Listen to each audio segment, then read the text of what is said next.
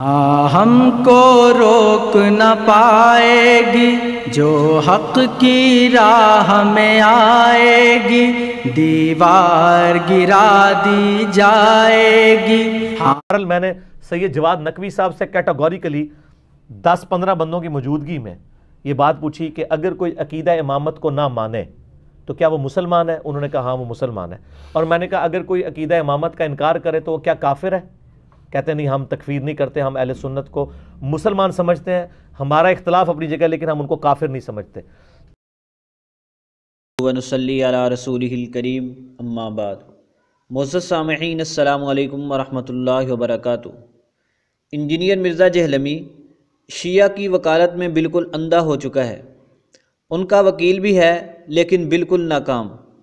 عقیدہ امامت کے بارے میں کہتا ہے کہ میں نے سوال کیا جواد نقوی صاحب سے کہ عقیدہ امامت کا انکار کرنے والا آپ کے نزدیک کافر ہے؟ تو انہوں نے کہا کافر نہیں ہے۔ بڑی حیران کن بات ہے، یا تو جواد نقوی صاحب اپنی کتابوں سے ہی واقف نہیں ہیں، اور یا پھر انہوں نے صحیح بات کو چھپا کر تقیہ سے کام لیا ہے۔ مرزا جہلمی ویسے تو کہتا ہے کہ مجھے فرقوں کی کتابوں کا بڑا مطالعہ ہے۔ بندہ اس سے پوچھے کہ جب تمہیں پتہ ہے کہ شیعہ کی بنیادی کتابوں میں امامت کے بارے میں کیا لکھا ہوا ہے تو جواد نقوی صاحب سے پوچھنے کی کیا ضرورت تھی؟ اگر تمہیں پتہ ہی نہیں تھا تو آؤ ہم تمہیں بتلاتے ہیں۔ جواد نقوی صاحب نے بالکل غلط بیانی سے کام لیا ہے۔ ہم ابھی انشاءاللہ مکمل حوالہ جات کے ساتھ آپ کے سامنے رکھیں گے کہ شیعہ کے نزدیک عقیدہ امامت فرض ہے اور امامت کا منکر کافر ہے۔ لو جی، سب سے پہلے حوالہ پیش خدمت ہے اصول کافی کا، جلد نمبر 1 صفحہ نمبر 186، روایت نمبر 2 پہ غور کریں۔ ابو الصبا کہتے ہیں میں گواہی دیتا ہوں کہ بے شک میں نے سنا ابو عبداللہ علیہ السلام سے، وہ فرماتے تھے میں گواہی دیتا ہوں کہ بے شک علی امام ہیں، اللہ نے اطاعت ان کی فرض کی ہے۔ بے شک حسن امام ہیں، اللہ نے ان کی اطاعت فرض کی ہے۔ بے شک حسین امام ہیں، اللہ نے ان کی اطاعت فرض کی ہے۔ بے شک علی بن حسین امام ہیں، اللہ نے ان کی اطاعت فرض کی ہے۔ اور بے شک محمد بن علی امام ہیں، اللہ تبارک و تعالی نے ان کی اطاعت فرض کی ہے۔ اب جس کی اطاعت فرض ہو اور کوئی شخص اس فرض کا انکار کرے تو وہ کافر ہوتا ہے کہ نہیں ہوتا ہے؟ آگے سنیے، بشیر العطار کہتے ہیں کہ میں نے سنا ابو عبداللہ علیہ السلام کو فرماتے کہ ہم ایسی قوم ہیں کہ اللہ نے ہماری اطاعت فرض کی ہے۔ اگلی روایت سنیے، حضرت امام جعفر صادق علیہ السلام نے فرمایا اللہ کے فرمان وَآتَيْنَاهُمْ مُلْكًا عَظِيمًا، ہم نے ان کو دی بڑی بادشاہت، سے کیا مراد ہے؟ الطاعت المفروضہ، کہ یعنی ہم نے ان کی اطاعت کو فرض قرار دیا ہے۔ تو فرض کا منکر کافر نہیں ہوتا؟ اگلی روایت سنیے، میں نے ابو عبداللہ علیہ السلام کو فرماتے ہوئے سنا کہ اوصیاء اور رسل میں یہ بات مشترک ہے کہ دونوں کی اطاعت کی جاتی ہے، یعنی جس طرح رسولوں کی اطاعت فرض ہے اسی طرح 12 اماموں کی اطاعت بھی فرض ہے۔ آگے سنیے، روایت نمبر 6، ابو عبداللہ علیہ السلام فرماتے ہیں کہ ہم ایسی قوم ہے فرض اللہ عز وجل طاعتنا، کہ اللہ تبارک و تعالی نے ہماری اطاعت کو فرض قرار دیا ہے۔ وہ کس طرح کہہ رہے ہیں جواد نقوی صاحب کہ فرض نہیں ہے؟ جب ایک چیز فرض ہے، نماز فرض ہے، نماز کا منکر کافر نہیں ہے۔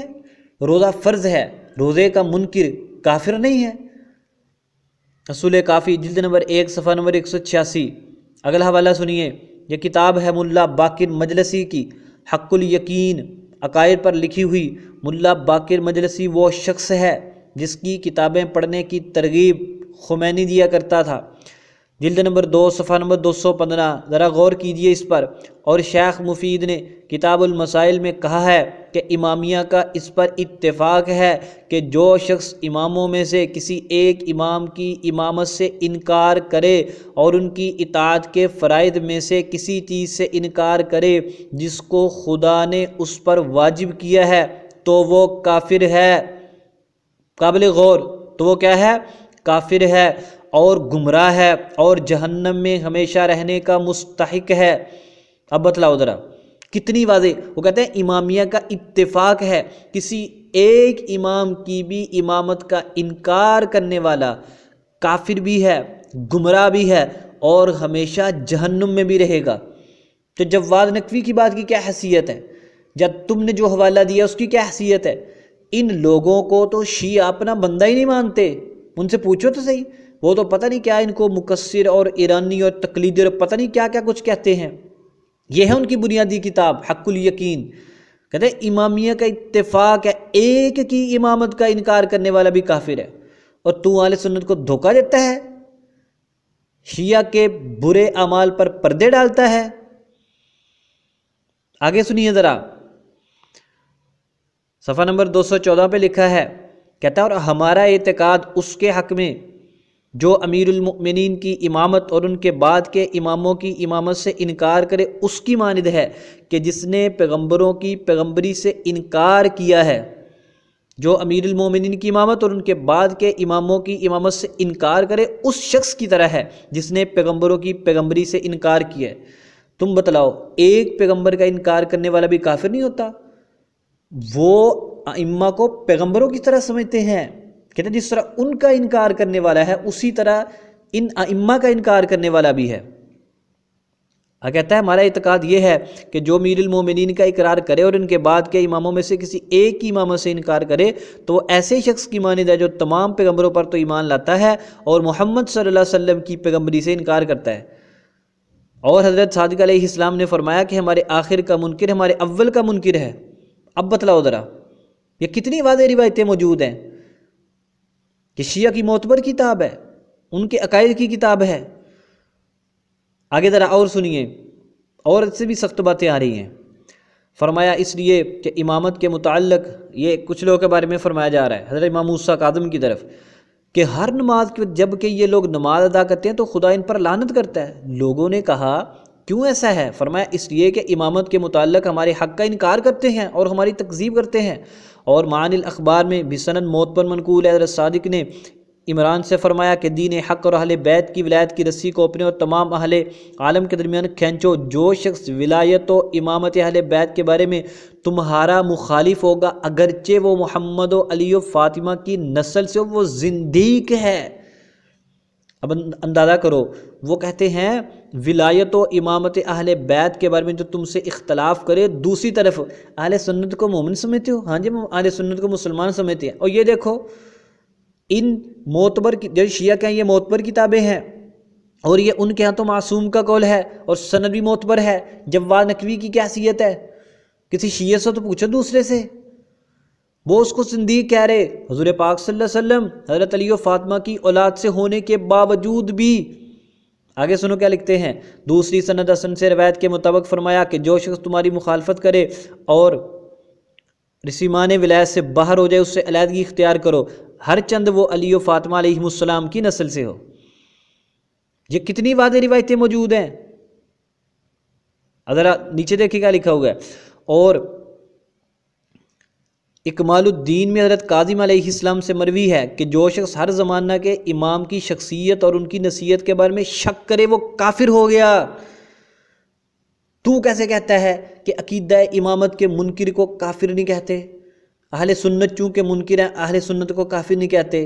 اور یار مرزا جہلمی اور بس کر، خدا کا خوف کر، کیوں اپنی بےعزتی خراب کرائی ہے نا تم؟ یہ بےعزتی خراب یہ تندیہ جملہ ہے۔ اور کتاب اختصاص میں حضرت صادق سے منقول ہے کہ ان ائمہ اطہار ہمارے پیغمبر کے بعد 12 نجیب ہے جن سے فرشتہ باتیں کرتا ہے۔ اولیاء پہ طنز کرنے والے خبیث دیکھ کیا لکھا ہوا ہے، جن سے فرشتہ باتیں کرتا ہے، اور جو شخص ان میں سے ایک بھی کم یا زیادہ کرے گا خدا کے دین سے خارج ہو جائے گا اور ہماری ولایت سے کچھ بہرا نہ ہوگا۔ اندازہ کرو اندازہ، وہ زندیق کہہ رہے، دین اسلام سے خارج کر رہے، جہنم میں داخل ہونے والا کہہ رہے اور ہمیشہ رہنے والا، اور پتہ نہیں کیا کیا فتوے لگا رہے۔ ایک اور حوالہ سن لو، یہ میرے سامنے کتاب ہے نماز جعفریہ، یہ شیعہ کی بڑی مشہور کتاب ہے، ان کے بچوں کو پڑھائی جاتی ہے۔ اس کو لکھنے والے ہیں مولانا سید منظور حسین صاحب نقوی۔ اس کتاب کے صفحہ نمبر 3 پر لکھا ہوا ہے اصول دین 5 ہیں۔ اصول دین دین کے بنیادی عقائد، کہتا ہے بنیادی عقائد میں سے نہیں ہے۔ کیوں نہیں ہے؟ دیکھو، پہلا توحید، دوسرا عدل، تیسرا نبوت، چوتھا امامت اور 5واں قیامت۔ تو چوتھے نمبر پر تو نہیں امامت کو رکھا ہے، تو تم کیسے کہتے ہو؟ امامت کی تفصیل میں انہوں نے کیا لکھا ہے، کہتا ہے یہ 12 ائمہ کے بارے میں اور ان کی معرفت حاصل کرنا، کہتا ہے یہ طاہر مطہر، ان کو ماننا اور یہ کے بعد دیگر ان کو نائب اور خلیفہ رسول سمجھنا اور ان کی معرفت حاصل کرنا ہر ایک مومن مسلمان پر فرض ہے، اور ان کی تابعداری فرض عین اور موجب نجات آخرت ہے۔ پھر ان 12 ائمہ کے نام لکھے ہوئے ہیں۔ یہ تو اللہ کے بندے ان کی عام مشہور کتاب میں لکھا ہوا ہے، تو توں جواد نقوی نو پوچھن گیا ہوتے چوتھے محلے جا کے، یہ تو ان کی معرفت حاصل کرنا ہر مسلمان پر فرض ہے، اور ان کی تابعداری بھی فرض عین ہے اور آخرت کی نجات کا موجب ہے۔ اب بتلاؤ ذرا، عقیدہ امامت شیعہ کے بنیادی عقائد میں سے ہے، اور اس کا انکار کرنے والا ان کے نزدیک کافر ہے۔